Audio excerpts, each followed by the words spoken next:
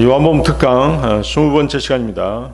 오늘은 요한복음 5장 10절에서 16절까지 말씀드리도록 하겠습니다. 인자는 안식일의 주로다라는 제목이 되겠습니다. 지난 시간에는 베데스다 못에서 천사가 나타나 물을 움직여 주기만을 바라는 거동하기 어려운 38년 된 병자가 있었고, 그 앞에 나타나신 예수님에 대한 얘기를 했었습니다. 베데스다 못에 나타난 천사는 율법을 예표한다고 말씀드렸죠. 그리고 38년 된 병자는 가나안 땅으로 들어가기를 거부하다가 40년 광야 생활 중 38년째 되던 해 모두 죽임을 당했던 이스라엘 사람들을 상징한다라고 말씀드렸습니다. 자신의 육신이 처리되지 않고서는 하나님의 말씀을 순종할 수 없으며 말씀 안에 안식할 수 없음을 보여주는 그런 그림이 되겠습니다. 자, 모든 것을 체념한 상태에 있던 38년 된 병자는 주 예수님의 말씀을 통해서 믿음으로 무릎을 일으켜 세웠고 일어나 걸을 수 있었습니다. 그렇죠? 자신의 육신의 모든 것을 내려놨을 때 하나님의 말씀을 받아들일 수 있었던 것이죠.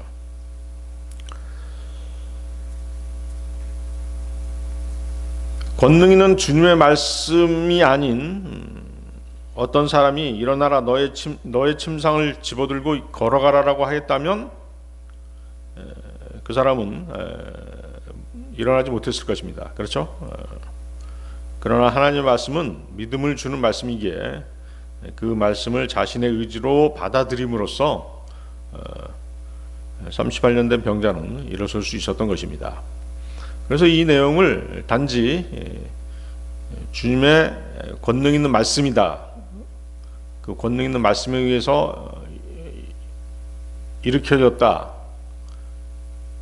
단순히 그렇게 설명하는 것이 아니라 권능 있는 말씀에 따라서 뭐가 왔다는 것이에요? 권능 있는 말씀이 무엇을 준 것이에요? 38년 된 병자한테 믿음을 주었다는 것. 그 내용이 더 중요한 것이에요. 아시겠죠? 하나님의 말씀을 믿음을 주는 말씀이라는 것이죠. 로마서 10장 17절 그렇게 믿음은 들음에 의해서 오며 들음은 하나님의 말씀에 의해서 오느니라. 또 갈라디아 3장 5절에서는 그러므로 너희에게 성령을 전해주고 너희 가운데서 기적들을 행하는 자 그는 그것을 율법의 행위들로 하느냐 아니면 믿음의 들음으로 하느냐. 당연히 믿음의 들음으로 하는 것이죠. 그래서 38년 된 병자는 하나님의 말씀에 의해서 믿음이 생겼고 그 믿음을 붙잡아 무릎을 일으켰기에 기적적으로 일어서게 된 것입니다. 자, 요한복음 5장 10절 보십시오. 그러므로 유대인들이 고침을 받은 자에게 말하였으니 안식일이로다 내가 너의 침상을 나르는 것은 합법적이지 아니하도다 하였더라. 자, 이 구절은 당시 유대교의 실상을 적나라하게 보여주는 그런 구절입니다. 유대인들은 안식일에 먼 길을 다니거나 무슨 물건을 들고 다니는 수고를 하거나 하는 것을 엄격하게 금하고 있습니다. 구약 율법에서는 안식일에 집안에서 불을 지피는 것조차도 금하고 있는 것이죠. 오늘날에도 보면 그 구약의 율법에 따라서 안식일을 지키는 안식교도들이 있습니다. 그렇죠? 그들은 유대인들의 생활 방식대로 그대로 따라서 해야지만이 이제 안식일을 정확하게 지키는 것이거든요. 그렇지만 그렇게 하고 있지 않죠. 안식일에 무슨 물건을 들고 다녔어도 안 되고 먼 길을 가서도 안 되지만 그들은 지키지 않습니다. 절대로 그렇게 하지 않죠. 그래서 자금의 안식교도들은 무늬만 안식일을 지키는 그런 사람들인 것이죠. 또 그 안식교를 보면 어때요? 토요일날 집회를 갔는데요. 토요일날 집회를 갖는 것도 구약 율법상 금해진 일인 것입니다. 안식일은 문자 그대로 집에서 안식을 취해야만 하는 날인 것이죠. 안식교는 안식일을 지킨다고 하면서 안식일에 관련되는 수많은 규례들을 실제적으로는 어기고 있는 것입니다. 자, 지금 병고침을 받은 38년 된 병자는 일어나라 너의 침상을 집어들고 걸어가라는 주님의 명령대로 움직이는 바람에 유대인들로부터 질책을 받고 제지를 당하게 됩니다. 왜? 그날이 안식일이었기 때문에 그런 것이죠. 주님의 말씀에 자신을 굴복시켜 구원받은 사람은 세상과 자신이 속한 집단에서 비난받을 각오를 해야만 하는 것입니다. 하나님의 말씀으로 살기를 원하는 사람은 마귀와 그가 지배하는 세상의 극렬한 반대에 부딪히게 될 것을 각오해야 되는 것입니다. 요한복음 15장 19절 말씀인데요. 만일 너희가 세상에 속하였다면 세상은 그의 소유를 사랑하였으리라. 그러나 너희는 세상에 속하지 아니하느니라. 오히려 내가 너희를 세상으로부터 선택하였으므로 세상이 너희를 증오하느니라. 요한일서 3장 13절에서도 나의 형제들아 만일 세상이 너희를 증오하여도 이상하게 여기지 말라. 디모데후서 3장 12절 그런즉 진정 그리스도 예수 안에서 경건하게 살고자 하는 모든 자들은 박해를 받으리라.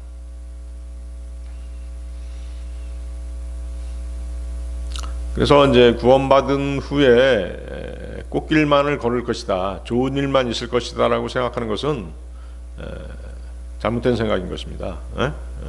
믿음 생활은 고난의 생활인 것이에요.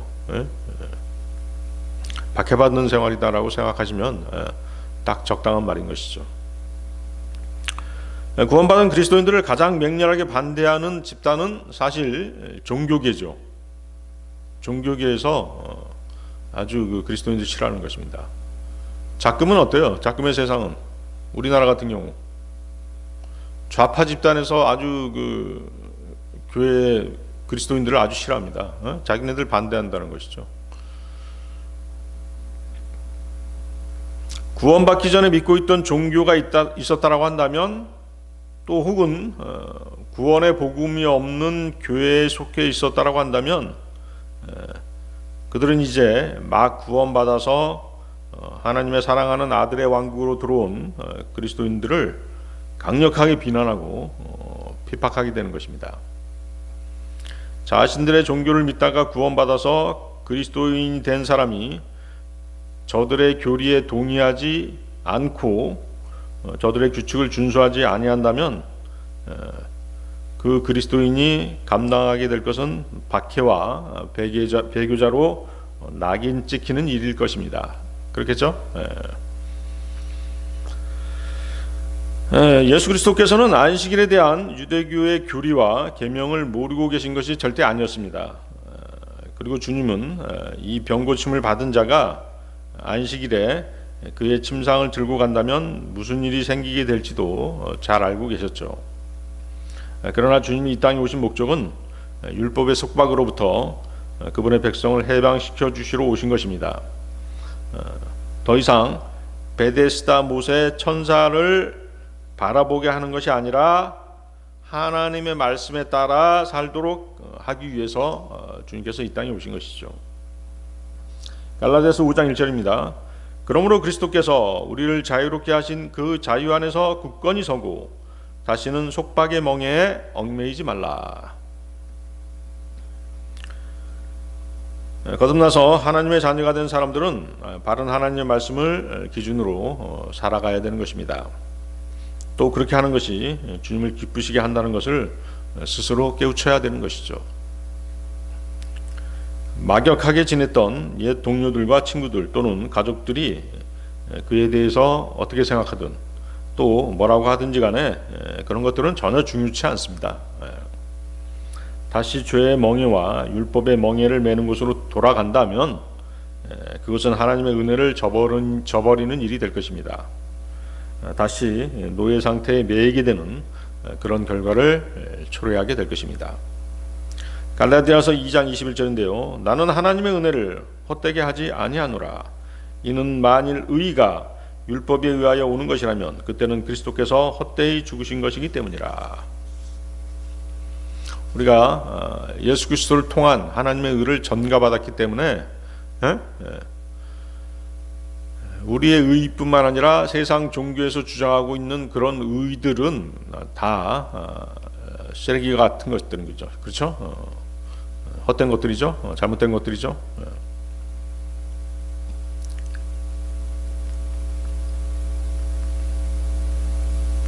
그러니까 이제 그 바울 사도가 구원받고 나서 세상 지식들 이런 것들을 다 뭘로 보았다고 그랬어요? 배설물처럼 여겼다라고 그렇게 얘기하지 않습니까? 마찬가지예요. 우리도 그런 간증을 가지고 살아야 되는 것이죠. 그렇지만 어때요? 구원받은 이후 다시 세상으로 돌아가 버리는 그런 사람들도 있죠. 그렇게 되면 어때요? 우리가 그 사람한테 복음을 전했다라고 한다면 그 사람의 구원을 의심할 수밖에 없는 것입니다. 그가 복음에 순종했다라고 말하긴 했지만 헛되이 믿지 않았나 의심할 수밖에 없는 것이죠. 고린도전서 15장 2절 말씀인데요.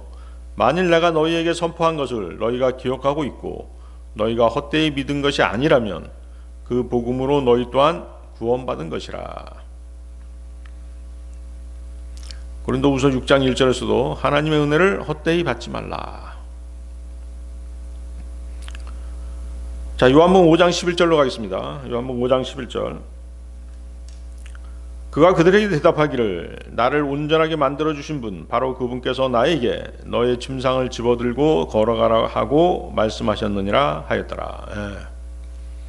자, 이제 그 바리새인들이 이제 시비를 걸어오니까 38년 된 병자가 이렇게 얘기한 것이죠. 사실 이제 이렇게 그 바리새인들이 완고하게 제지를 하고 또 율법의 근거에서 몰아붙이면 어떻게 되겠어요? 유축될 수밖에 없겠죠. 왜냐하면 이 사람이 뭐 이방인도 아니고 오랫동안 유대사에 몸담고 있던 유대인이었기 때문에 유축될 수밖에 없을 것이에요. 그렇지만 어때요? 38년 된 병자의 대답이 정확했죠. 믿음 생활의 좋은 선례를 우리에게 사실을 보여주고 있는 것이에요. 안식일에 대한 저들의 정죄에 대해서 뭐 논쟁을 벌인다든가, 그렇죠? 또 병자들에 대한 동정심이 없다라고 저들을 막 비난한다든가 그러지 않았죠. 38년 된 병자는 자신이 그 병이 치유된 것으로 인해서 바리새인들과 논쟁할 수도 있었고 맞잡아서 대놓고 비난할 수도 있었죠. 물론 뭐 사람마다 다르겠습니다만은 이제 어떤 사람에 따라서는 어떻게 돼요? 성격적인 문제일 수도 있는데 자기가 율법을 어겼다라고 하는 죄책감에 사로잡힐 수도 있는 것이죠. 그렇지만 여기 그 38년 된 병자는 어떻게 했어요? 누구를 지적했어요? 나를 온전하게 만들어 주신 분, 바로 그분께서 나에게 침상을 집어들고 걸어가라고 말씀하셨다라고 이렇게 얘기하면서 주 예수 그리스도 뒤로 자신을 숨기는 것이죠. 그렇죠? 그게 중요한 것이죠.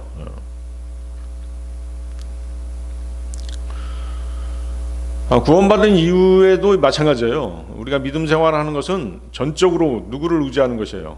주님을 의지하는 삶이잖아요. 그래서 이렇게 곤란한 처지에 있게 됐을 때는 항상 우리는 누구 뒤로? 주님 뒤로 숨으면 되는 것이죠. 그러니까 38년 된 병자의 태도는 무엇이었냐면 당신들이 뭐라고 하건 간에 나는 지금 그분께서 명령하신 대로 행했을 뿐이다. 율법은 내 38년 된 고질병에 대해서 아무런 도움을 주지 못했다. 천사가 내려왔어도 나는 베데스다 못에 접근할 수조차 없었다는 것이죠. 그렇지만 내가 그분의 말씀에 순종하는 순간 몸이 이렇게 정상으로 돌아왔다. 라고 이렇게 그 바리새인들한테 간증한 것이나 마찬가지예요.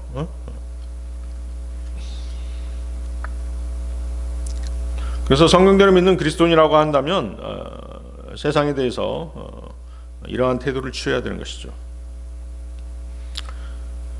또 작금의 이제 그리스도인이라고 한다면 이 38년 된 병자와는 달리 주 예수 그리스도에 대해서 누구보다도 더 많이 알고 있는 사람들이잖아요. 그런데 세상의 눈치나 보고 세상 사람들을 두려워해서 그들에게 굽히는 것은 그리스도인들의 올바른 자세가 아니라는 것이죠. 참된 그리스도인이라면 두려워해야 할 분은 오직 하나님 한 분이신 것입니다. 그리스도인이 세상 사람들을 두려워하기 시작하면 하나님을 두려워하지 않게 되는 것이죠. 반면에 그리스도인이 하나님을 두려워하면 세상 사람들을 두려워하지 않게 되는 것입니다. 잠언 29장 25절 말씀인데요. 사람을 두려워하는 것은 올문을 가져오느니라. 그러나 자신의 신뢰를 주께 두는 자는 누구나 안전하리라. 자, 요한복음 5장 12, 13절 계속 보십시오. 그때 그들이 그에게 묻기를 너에게 너의 침상을 집어들고 걸어가라 라고 말한 자가 어떤 사람이냐 하였더라. 그런데 치유받은 자는 그분이 누구셨는지 알아채지 못하였으니 예수님께서 그곳 안에 있는 무리로부터 스스로를 옮기셨기 때문이라. 자, 38년 된 병자는 고침을 받았습니다. 그가 온전하게 된 것은 주님의 명령에 순종했기 때문인 것이죠. 그러나 그는 아직 주님이 하나님의 독생자이심을 알지 못하고 있는 것이죠. 아마 대단한 어떤 예언자거나 그런 사람으로 그렇게 인식하고 있었을 것이에요. 사실 우리도 그렇습니다만은 주 예수 그리스도에 대한 지식, 즉 그분의 본성에 따른 인성과 신성은 시간이 지남에 따라 지식적으로 혹은 경험적으로 알게 되는 것이죠. 구원받자마자 그분에 대해서 또 성경에 대해서 모든 것을 알게 되는 것은 아니지 않습니까? 막 구원받은 성도는 사람에 따라 다르지만 대부분 오히려 어리둥절하죠. 어리둥절한 상태에 있고 지금 자신에게 일어난 상황에 대해서 살피고 분석하기에 바쁜 것입니다. 모르겠어요. 다른 사람은 어땠는지 모르겠지만 저 같은 경우는 그랬어요.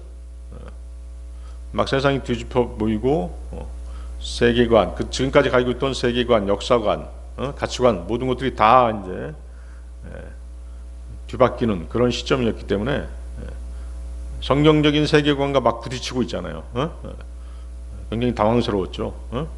그것을 나름대로 막 이렇게 정립하는데 시간이 좀 걸렸었던 것이죠.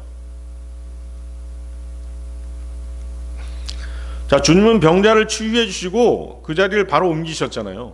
병자하고 무슨 얘기를 나눴다든가 그게 아니었기 때문에 병자는 주님에 대해서 정확하게 알지 못하고 있는 것이죠. 이렇게 자리를 옮기신 주님의 그런 태도는 주님의 온유하심, 또 그분의 어떤 겸손, 그리고 그분의 도덕적인 완벽성을 보여주는 그런 그림이라고 봐야 되겠죠. 주님은 38년 된 병자를 치유하신 놀라운 기적으로 대중의 시선을 받는 것을 원치 않으셨던 것이죠. 주님은 작금의 대중들의 인기에 영합하는 정치인이나 연예인, 그리고 은사주의자들, 세속적인 정치 목사들과 같지 않으셨던 것입니다.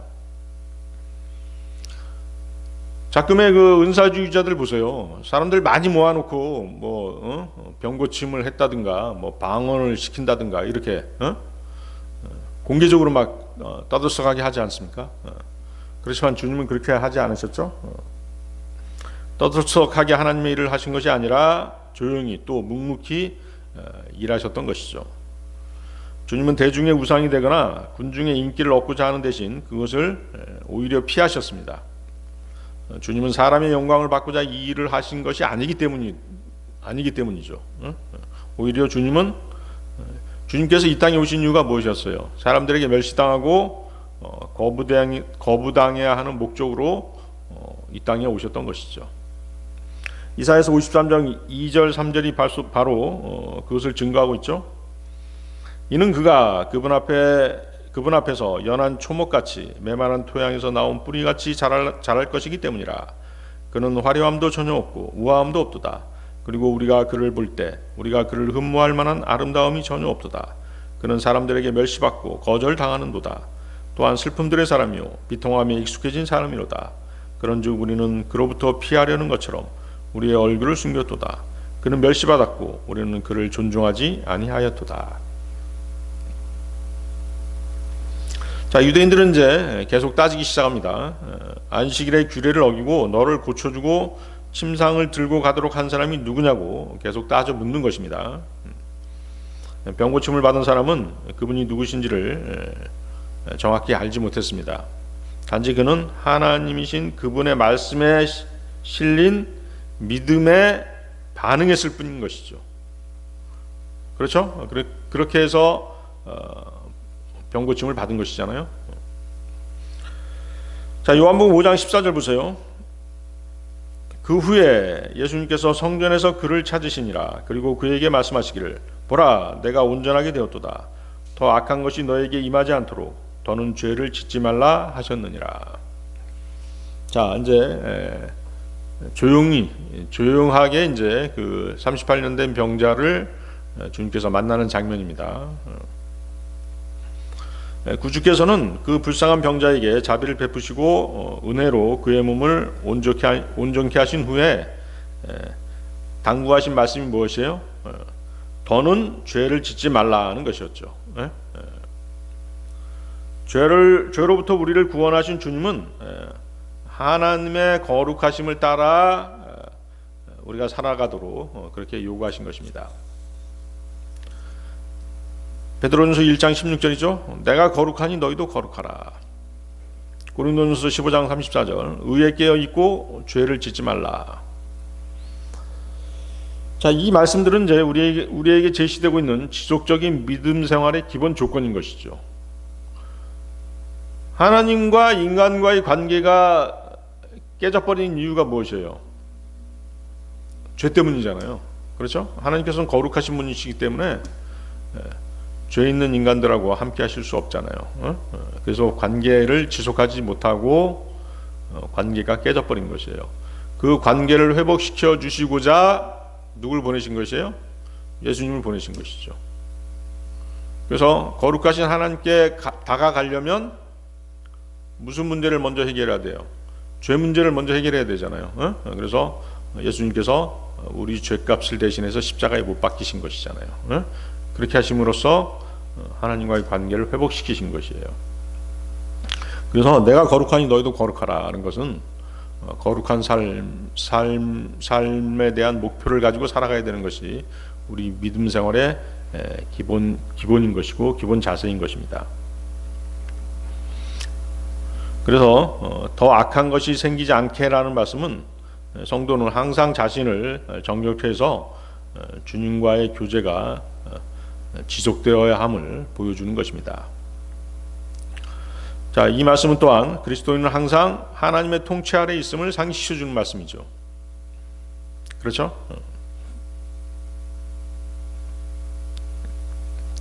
다행인 것은 그리스도인은 하나님의 통치 아래 있지만 또한 주님이 흘리신 피 아래 있죠. 그렇습니까? 네. 자, 우리는 하나님께 주님의 피를 상기시켜드리고 자비의 자리, 은혜의 왕자에 나아갈 수 있는 것입니다. 자, 하나님께서 우리에게 내가 거룩하니 너희도 거룩하라, 거룩한 삶을 살라라고 말씀하시지만 우리는 뭐예요?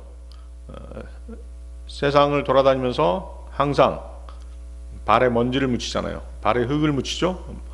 오염될 수밖에 없죠. 다시 죄를 지을 수밖에 없습니다. 그럴 때 어떻게 해야 돼요? 주님의 피를 가지고 계속 피를 상기시켜 드리는 것이죠. 우리가 죄를 자백하면서 누구의 이름으로? 예수 그리스도의 이름으로, 또 예수 그리스도의 보혈의 능력으로 이렇게 구원받았다라고 하나님께 계속 상기시켜 드리는 것입니다. 그러면서 다시 깨끗함을 받아야 되는 것이죠. 그래서 요한일서 1장 9절 만일 우리가 우리의 죄들을 자백한다면 그분께서는 신실하시고 정의로우셔서 우리에게서 우리의 죄들을 용서하시고 모든 불의에서 우리를 정결하게 하시느니라.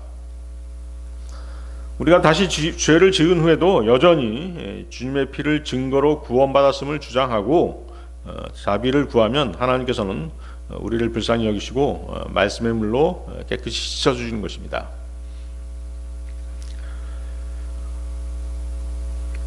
갈라디아서 6장 7절 말씀에는 이는 사람이 무엇을 뿌리든지 그가 그것 또한 거둘 것이기 때문이라. 그렇죠? 심는 대로 거두는 것이죠. 뿌린 대로 거두는 것입니다. 우리가 구원받은 다음에도 계속해서 죄를 짓는다면 우리는 징계로 고통받게 될 것입니다. 그래서 우리는 항상 자신을 먼저 살피고 자신을 먼저 심판하고 끊임없이 죄를 자백하고 말씀의 물로 씻기를 게을리해서는 안 되는 것입니다. 고린도전서 11장 30절 31절 말씀인데요. 이런 까닭에 많은 이들이 너희 가운데서 약하고 병들어 있으며 또 많은 이들이 잠자고 있느니라. 이는 만일 우리가 자신을 판단하려고 한다면 우리가 판단받지 않을 것이기 때문이라. 그렇죠? 우리는 우리 자신을 먼저 심판해야 되는 것이에요. 다른 형제 자매들을 자꾸 판단할 필요가 없는 것이에요. 에베소 5장 26절 이는 그분께서 교회를 성결하게 구별하시고 말씀에 의한 물에 씻음으로 정결하게 하려 하시며. 우리가 교회에 출석하고 또 주님께 경배드리고 형제자매들과 교제하는 이유도 이런 문제들을 해결하기 위한 것이죠. 항상 말씀의 물로 자신을 씻기 위한 것입니다. 더는 죄를 짓지 말라는 그 말씀, 주님의 고귀한 희생과 그분이 흘리신 보혈로 구원을 받았다고 한다면 우리는 죄에 대한 증오와 더 철저한 경계가 필요한 것이에요.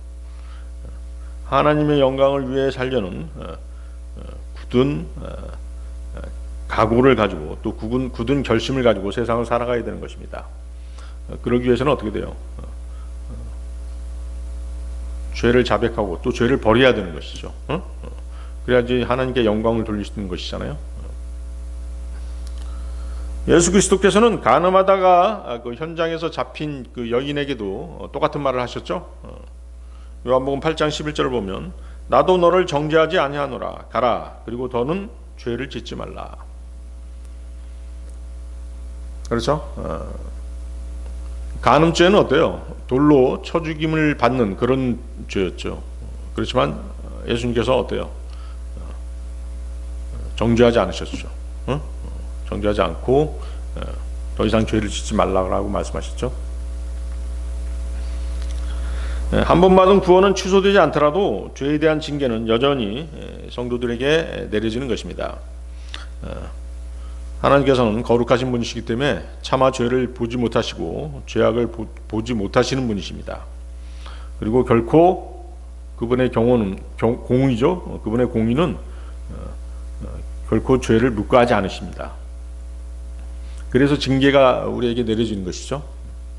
하박국 1장 13절인데요. 당신께서는 악을 보고 계시기에는 너무 순수한 눈들을 가지셨기에 죄악을 관망하실 수 없나이다. 신명기 8장 5절 또한 사람이 그의 아들을 징계하듯이 주 너희 하나님께서 너를 그와 같이 징계하시는 것을 너는 마음속에 숙고할지니라. 자, 여러분들이 죄에 관계됐다면 그분의 징계를 각오하고 있어야 되는 것입니다. 징계가 두렵다고 한다면 죄를 버려야 되는 것이죠. 요한복음 5장 15, 16절로 가겠습니다. 그 사람이 떠나서 유대인들에게 알리기를 자신을 온전하게 하신 분이 예수님이셨더라고 하였더라. 그러므로 이에 유대인들이 예수님을 박해하였고 그분을 살해하려고 하였더라. 이는 그분께서 안식일에 이런 일들을 행하신 까닭이라. 계속 예수님을 이제 죽일 모의를 하고 있는데 또 안식일에 사람을 이렇게 치우셨다라고 하는 그런 얘기를 듣자 예수님을 더욱더 박해하고 죽이려고까지 그렇게 계획하고 있는 것이에요.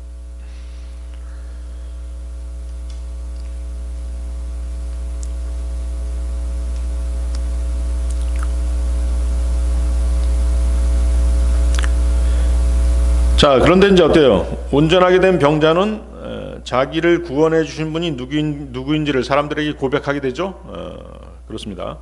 주님께서는 그를 다시 만나게 되자 자신이 누구신지를 계시해 주시죠.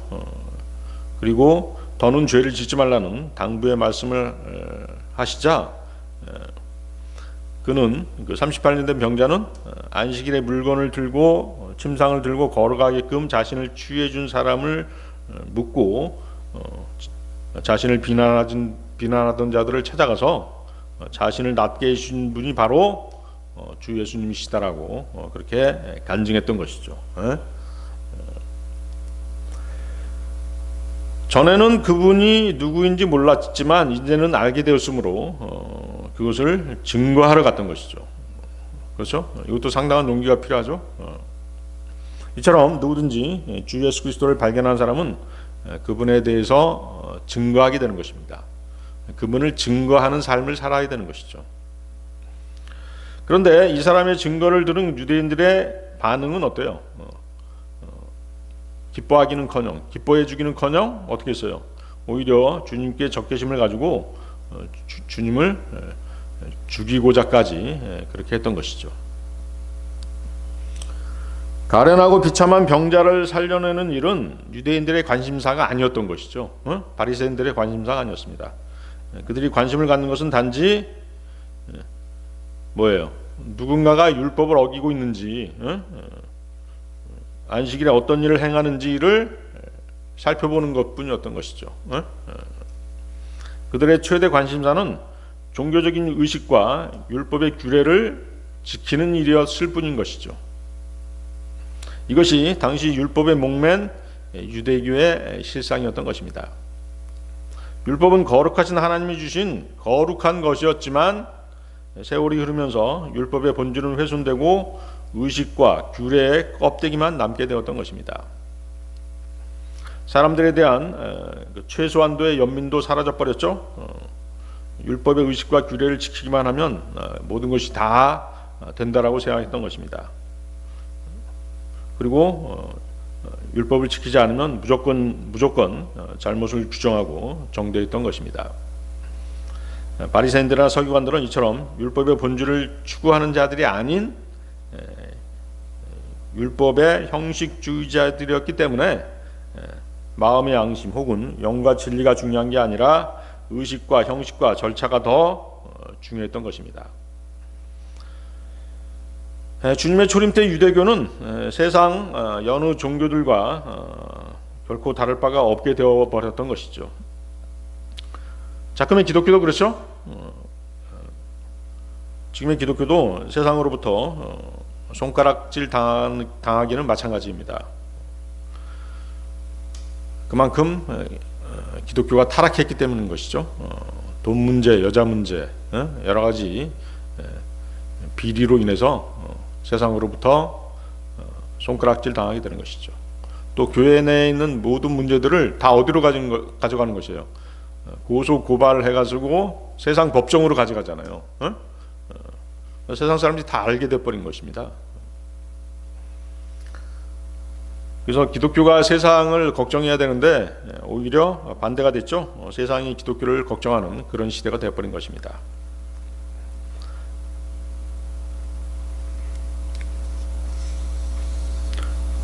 기독교의 본질이 율법의 본질이 뭐예요? 율법의 본질 첫 번째는 뭐죠? 하나님을 사랑하고 이웃을 사랑하는 거죠. 그렇죠? 그게 첫 번째 본질입니다. 율법의 정신 첫 번째는 하나님을 사랑하고 이웃을 사랑하는 것이에요. 여러분들 마태복음 한번 보세요. 마태복음 22장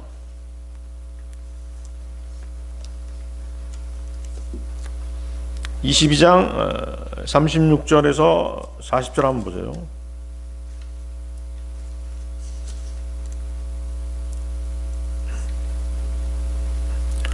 찾으셨나요? 빨리 찾기 어려우신 분은 성경 앱을 이용해서 찾으셔서 보셔도 됩니다. 마태복음 22장 36절에서 40절. 스승이여, 율법에서 위대한 명령은 어떤 것이니까 하였더라.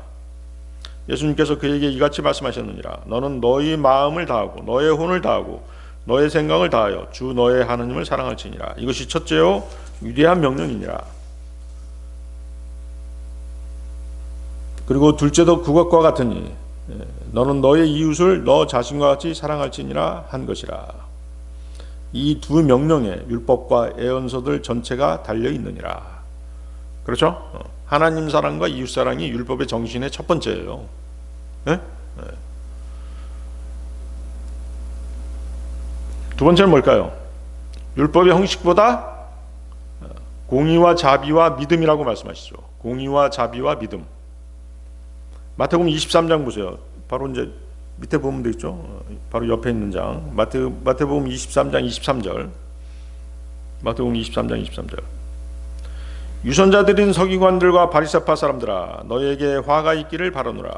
이는 너희가 박하와 아니스와 쿠민의 11조는 내면서 율법의 더 중한 사안들인 공의와 자비와 믿음을 빠뜨렸기 때문이라. 너희가 이것들을 마땅히 실행해야 하며 다른 것들도 실행하지 않은 채 남겨두지 말아야 하느니라. 율법의 형식보다 공의와 자비와 믿음이 더 중요하다는 것이죠. 그리고 하나님께서는 율법의 정신 세 번째는 하나님께서는 희생제물보다 뭘 더 원하신다? 자비를 더 원하시죠. 호세아서 6장 6절입니다.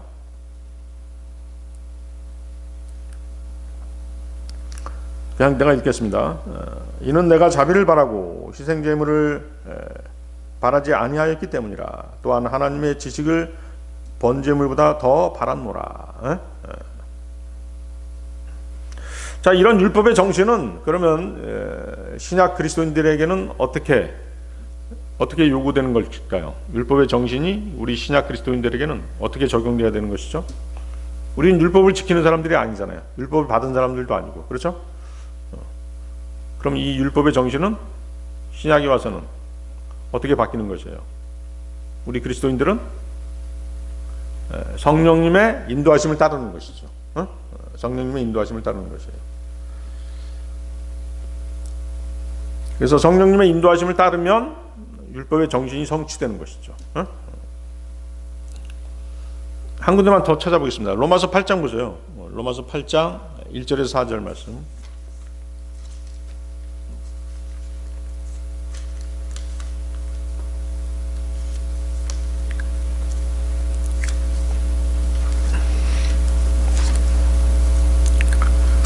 로마서 8장 1절에서 4절.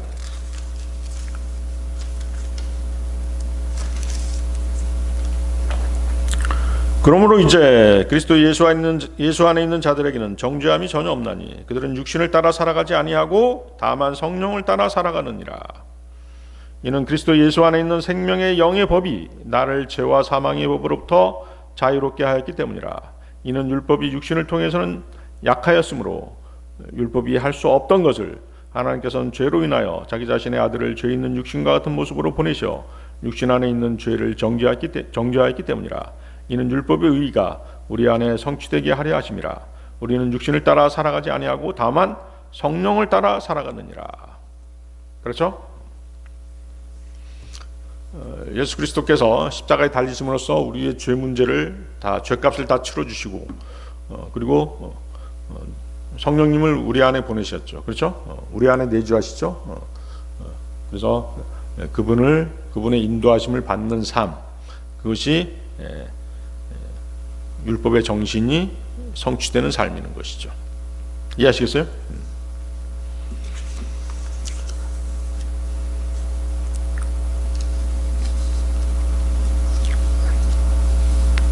자, 다시 돌아오겠습니다. 바리새인들에게 있어서 안식일은 사실 매우 중대한 문제였던 것이죠.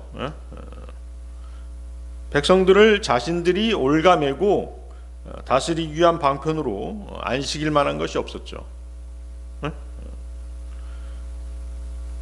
마치 저쪽 아랍 국가들 보면은 뭐가 있어요?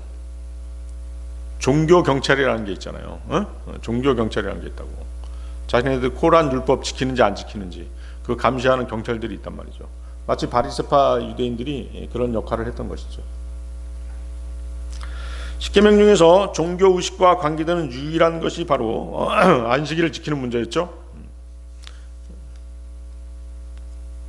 십계명을 아는 사람들, 우리도 뭐 십계명 알고 있습니다만 그것을 아는 사람들은 그것이 위대한 도덕률이라고 생각하죠.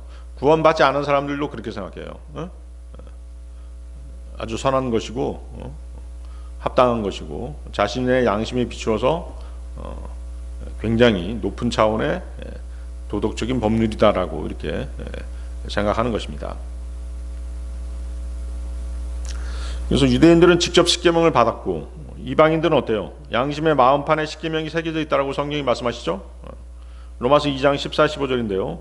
이는 율법이 없는 이방인들이 본성으로 율법 안에 포함된 일들을 행할 때면 율법이 없어도 이것들이 자신에게 율법이 되기 때문이라. 이것들은 그들 마음속에 기록된 율법의 행위를 보여주나니 그들의 양심도 증거하고 그들의 생각들이 서로 고소하거나 서로 변명하는 동안 증거하느니라. 자, 그렇지만 이방인들의 그 마음판에 새겨져 있지 않은 것이 있죠. 그것이 뭐예요? 안식일에 대한 규례죠. 간음하지 말라. 이것은 우리의 양심에 새겨져 있어요. 그래서 간음하면 양심의 가책을 받을 수밖에 없죠. 도둑질하지 말라. 이것도 우리 양심에 새겨져 있잖아요. 그래서 도둑질하면 양심의 가책을 받죠. 그렇지만 뭐예요? 안식일은 아예 새겨져 있지 않죠? 안식일이 뭔지도 몰랐잖아요. 우리가 성경을 접하기 전에는 안식일이 뭔지도 몰랐습니다. 따라서 그 안식일을 지키느냐의 문제가 유대인이냐 아니면 이방인이냐를 판별하는 가장 중요한 조건이 되는 것입니다. 유대인들 입장에서는 십계명 안에 도덕률과는 거리가 먼 것이 딱 한 가지 들어있는데 그것이 바로 안식일에 대한 것이었죠. 그래서 안식일에 대한 계명은 도덕률이 아니라 하나님과 유대인 사이의 표적이었죠. 표적으로 주신 것이죠. 출애굽기 31장 13절인데요. 너는 또한 이스라엘 자녀들에게 이같이 일러 말하라. 진실로 너희는 나의 안식일들을 지킬지니라. 이는 그것이 너희의 세대들에 걸쳐 나와 너희 사이에 있을 하나의 표적이기 때문이라. 이는 내가 너희를 성결하게 구별하는 주라는 것을 너희로 하여금 알게 하려는 것이라. 이처럼 하나님께서는 이스라엘 자손에 대한 영원한 언약의 표시로 그들에게 안식일을 지키도록 명령하셨던 것입니다. 출애굽기 31장 16, 17절에서도 이러한 이유로 이스라엘 자녀들은 안식일을 지킬지니 연속하는 언약으로서 그들의 세대들에 걸쳐 안식일을 준수할지니라. 그것은 나와 이스라엘 자녀들 사이에 있는 영원한 표적이라. 이는 6일 동안 주가 하늘과 땅을 만들었으니 일곱째 날에 그가 안식하며 활기차게 되었기 때문이라. 그래서 안식일은 하나님과 이스라엘 자손 사이에 맺은 언약의 표적이지 이방인 우리에게 명령하고 있는 규례가 아니죠. 또 명령도 아닙니다. 도덕률도 아닌 것이죠. 안식 교도들이나 여호와의 증인들은 안식일을 지킵니다. 그들이 안식일을 지키는 것은 하나님과 이스라엘 사이의 언약을 굉장히 신성한 것으로 봤던 것이죠. 그래서 자신들도 그 표적을 믿음 생활에 적용하고자 한 것입니다. 그렇지만 그러한 교리는 거짓 교리인 것이죠. 신약 성도들, 신약 그리스도인들에게는 거짓 교리인 것입니다. 하나님의 뜻과는 아무 상관없는 것이죠. 자, 유대인들이 예수 그리스도를 박해하고 죽이려고 한 이유는 병든 자를 말씀의 능력으로 낫게 하셨기 때문이 아니라 주께서 이 일들을 언제? 안식일에 행하였기 때문이라고 말씀하고 계시죠. 그래서 이 구절을 보면 종교적 의식과 굴레가 얼마나 질기고 악하고 무서운 것인지를 우리에게 보여주고 있는 것입니다. 종교적 의식은 영과 진리, 양심 같은 것은 문제가 되지 않죠. 종교적 의식은 육신적인 생각으로 가득 찬 종교인들이 만들어낸 것이기 때문에 하나님께 대적하는 가증스러운 관념과도 같은 것입니다. 하나님의 아들이신 예수 그리스도께서 말씀의 능력으로 38년 동안이나 병들어 있던 사람을 살려냈다는 엄연한 사실, 그 사실 앞에서 그들은 감히 이것을 문제 삼을 수 없게 되자 안식일을 제정하신 분을 올감해서 죽이고자 한 것이죠. 그래서 안식일 문제를 들고 나온 것입니다. 그들은 감히 안식일을 제정하신 분, 안식일의 주이신 분께 도전하고 있는 것이죠. 자, 마가복음 한번 보세요. 여러분들 마가복음 2장 23절에서 28절 한번 보세요.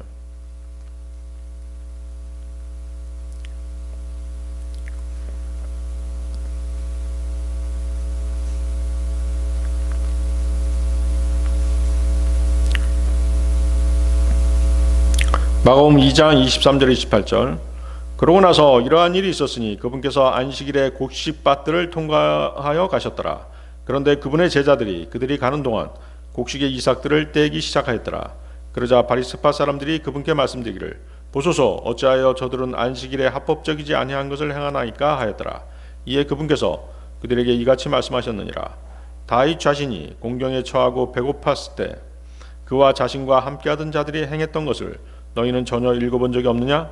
그는 대제사장 아비아다르 날들에 하나님의 집안으로 어떻게 들어갔으며 제사장들 외에는 먹는 것이 합법적이지 않은 진열하는 빵을 먹었고 그와 함께한 자들에게도 주었다는 것을 읽어본 적이 없느냐?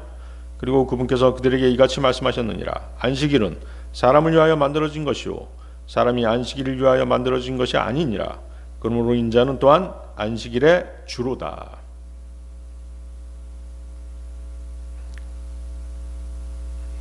자, 이 구절에서도 바리새인들이 제기한 똑같은 문제는 제자들이 안식일에 이삭을 땄다는 것이죠. 배고파서 이제 이삭을 따서 부벼서 먹은 것이에요. 바리새인들은 사람들에 대한 동정심이라든가 뭐 측은함, 연민 등의 율법의 정신은 내팽겨치고 오로지 의식을 지켰느냐, 지키지 않았느냐에만 온 관심을 가지고 있는 것이죠. 자, 유대인들이 이렇게 된 데에는 그 율법의 한 면만을 보고 실행했기 때문인 것이죠. 율법의 정신은 무시하고 율법의 껍데기만 정확하게 봤기 때문에 그런 것이에요. 민수기 15장 32절 36절에 보면 안식일에 나뭇가지를 주워 거둬들인 한 남자에게 내리신 그 사건에 대한 판례가 있어요. 그것을 보고 유대인들이 이렇게 안식일을 엄격하게 적용하는 것이죠. 민수기 15장 32절 36절인데요. 이후에 이스라엘 자녀들이 광야 가운데 있던 동안 그들이 안식일에 나뭇가지들을 모은 남자를 발견하였더라. 그리하여 나뭇가지들을 모은 자를 발견한 자들이 그를 모세와 아론에게로 또 온 회중에게로 데려갔더라. 이에 그들이 그를 감방 안에 집어넣었으니 그에게 무엇이 이루어져야 하는지 분명하게 밝혀지지 아니한 까닭이라. 이윽고 주께서 모세에게 말씀하시기를 그 남자는 반드시 사형에 처해져야 하리라. 온 회중은 진영 밖에서 그를 돌들로 쳐서 죽일지니라 하셨느니라. 그러자 온 회중이 그를 진영 밖으로 데려가서 돌들로 그를 쳐서 죽였으니 그가 죽었더라. 주께서 모세에게 명령하신 대로였더라. 자, 유대인들은 이 명령에 따라서 안식일에 어떠한 일도 하지 않았습니다. 불을 지피는 것도 안 됐죠. 하지만 주 하나님께서 안식일에 금하신 명령에 따라 해서는 안 되는 일이 바로 무엇이에요? 지금 이 나뭇가지를 줍는 이와 같은 육체 노동이었던 것이죠. 자기 자신을 위한 육체 노동을 금하셨던 것이에요. 아시겠어요? 그걸 잘 알고 계셔야 됩니다. 모든 일을 다 금하신 게 아니라는 것이죠. 아까 얘기했다시피 배가 고파서 뭐 안식일에 빵을 먹는 행위라든가 이삭을 따서 부벼서 먹는 행위라든가 이런 것들은 다 용납될 수 있었던 것이에요.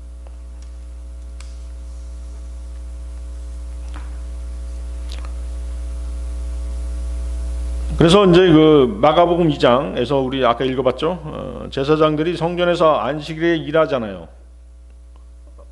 제사장들은 안식일에 일하죠. 그 죄가 되지 않죠. 왜? 제사장들은 안식일에 하나님께서 명령하신 일을 하고 있기 때문에 죄가 되지 않는 것이에요. 또 요한복음 7장 22절 23절에서 보면 예수님께서는 안식일에 갓난아이가 할례를 받더라도 그것은 안식일을 위반한 것이 아니라고 말씀하시죠. 그렇죠? 이스라엘 사람들은 어때요? 난지 8일째 되면은 이제 할례를 받잖아요. 안식일에 받아도 상관없다는 것이죠. 왜? 그것이 율법에 나와 있거든요. 할례를 받아야 된다라고. 그러니까 우리가 세상 법을 보더라도 어때요? 상위법과 하위법이 있잖아요. 그러니까 안식일은 저 밑에 있는 하위법인 것이에요. 다른 법들이, 다른 율법들이 있으면 그것을 해도 되는 것이죠, 안식일에. 아시겠어요? 또 다른 예를 들어보면 하나님께서 여호수아에게 여리고성을 며칠 동안 도르라고 그랬어요. 7일 동안 도르라고 그랬죠. 그럼 7일이라고 하면 그 안에 무슨 날이 포함되어 있어요? 안식일이 포함되어 있잖아요. 그렇죠? 그렇지만 어때요? 아무도 처벌받지 않았죠. 7일 동안 여리고성을 돌았어도 아무도 처벌받지 않았어요. 왜? 하나님께서 명령하신 것이기 때문에. 예수님의 경우도 마찬가지인 것이죠. 예수님께서 안식일에 사람들을 치유하신 것은 성부 하나님께서 주님께서 맡기신 일을 하고 계셨기 때문에 아무런 문제가 되지 않는 것이죠. 요한복음 10장 25절입니다. 예수님께서 그들에게 대답하셨느니라. 내가 너희에게 알려주었으나 너희가 믿지 아니하였도다. 내가 나의 아버지의 이름으로 행하는 일들 그것들이 나에 관하여 증거하느니라. 예수님께서는 지금 하나님 아버지께서 시키신 일들을 하고 있다라고 말씀하시는 것이에요. 그래서 마가복음 2장으로 돌아가서 제자들이 안식일에 이삭을 비벼서 먹은 것이 율법을 어긴 것이냐 하는 문제인 것이죠. 율법은 그것을 합법으로 인정하고 있다는 것이죠. 신명기 23장 25절이죠. 내가 너의 이웃에 배제하는 곡식 가운데로 들어갈 때면 그때 너는 너의 손으로 이삭들을 딸 수 있느니라. 그러나 너는 너의 이웃에 배제하는 곡식에 나타나도 되지 말지니라.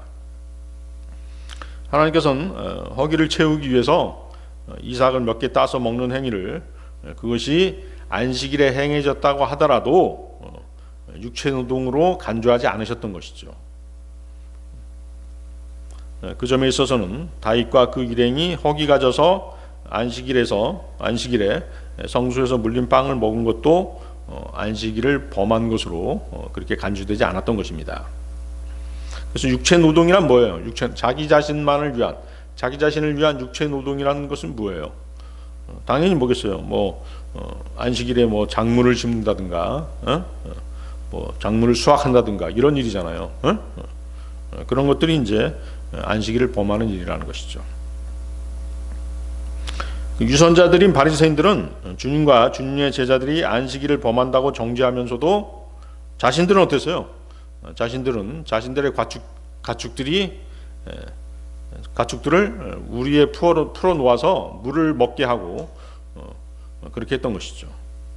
누가복음 13장 15절에 그 내용이 나와 있죠. 그때 주께서 그에게 답하여 이같이 말씀하셨느니라. 너 유선자여, 너희 각자는 안식일에 자기 소나 자기 나귀를 외양간에서 풀어 물을 주기 위해 그를 끌고 가지 아니하냐? 안식일이라고 한다면 아무 일도 하지 말아야 되는데 너희들은 그렇게 하고 있지 않냐? 이렇게 책망하시는 것이죠. 바리새인들이 예수 그리스도께서 안식일을 위반하였다라고 시비 거는 이유는 율법을 염려해서 그런 것이 절대 아닌 것이죠. 그것은 바로 뭐 때문이에요? 주님께서 자신들이 하지 못하는 일을 하셔서 유대인들의 민심이 주님께로 돌아선 것에 대한 시기심 때문이었던 것이죠. 인간의 시기심은 자신이 가지지 못한 것을 빼앗고자 하는 악한 죄인 것입니다. 우리 교회 안에도 그런 것들이 있잖아요. 시기심이 하나님의 그 말씀 가지고도 서로 시기하는 것이에요. 어떤 형제나 자매가 하나님의 말씀을 자기보다 더 많이 알고 있으면 막 시기하잖아요. 그런 일들이 있는 것입니다. 사탄이 타락한 이유가 뭐예요? 사탄이 타락한 이유가 하나님의 보좌에 자기가 앉고 싶다는 거였잖아요. 하나님의 보좌를 탐낸 것이죠. 시기한 것이에요. 마가복음 2장 28절 다시 보시겠습니다. 마가복음 2장 28절. 안식일은 사람을 위하여 만들어진 것이요 사람이 안식일을 위하여 만들어진 것이 아니니라. 그러므로 인자는 또한 안식일의 주로다. 주님은 안식일이 인간의 필요를 충족시키기 위해 만들어졌다라고 말씀하고 계신 것이죠. 종교적 관행과 엄격한 율법주의보다는 하나님의 자비와 인간의 필요를 충족시키는 것이 안식일의 정신이다라고 말씀하시는 것이에요. 자, 이 말씀은 안식일에 예외를 허용하신 것이 사람들에 대한 주님의 자비와 사랑임을 알 수 있는 것입니다. 또한 안식일에 예외를 허용하실 수 있으신 것은 주님이 안식일을 제정하신 하나님이시기 때문인 것이죠. 그분이 안식일을 제정하셨잖아요. 만드신 분이시잖아요. 그래서 안식일에 대해서 예외 규정을 둘 수 있는 것이죠. 그리고 아까 그 나뭇가지를 안식일에 나뭇가지를 주워 가지고 온 사람, 그 사람의 경우를 한번 생각해 보세요. 만약에 사람들이 고발하지 않았으면 어떻게 되겠어요? 고발하지 않았으면 그냥 넘어가는 일이었다고, 사실은. 그렇겠죠? 응? 우리가 법정에 출두하는 게 무엇 때문에 그런 것이에요? 다른 사람들이 고소 고발이 들어오기 때문에 법정에 출두하고 경찰서에 불려가고 그러는 거잖아요. 고소 고발이 없으면 법정에 불려나갈 일이 없는 것이잖아요. 그렇죠? 하나님께서는 율법으로 안식일을 지키라고 명령을 내리셨기 때문에 그 명령을 어긴 사람에 대한 고발이 들어왔기 때문에 그 사람을 처벌하신 것뿐이에요. 만약에 사람들이 나뭇가지 몇 개 주신 것을 가지고 문제 삼지 않고 눈 감아줬으면 사실은 그냥 넘어갈 일이었던 것이죠. 아시겠습니까? 너무 가벼운 상황이었잖아요. 오늘 여기까지 하겠습니다.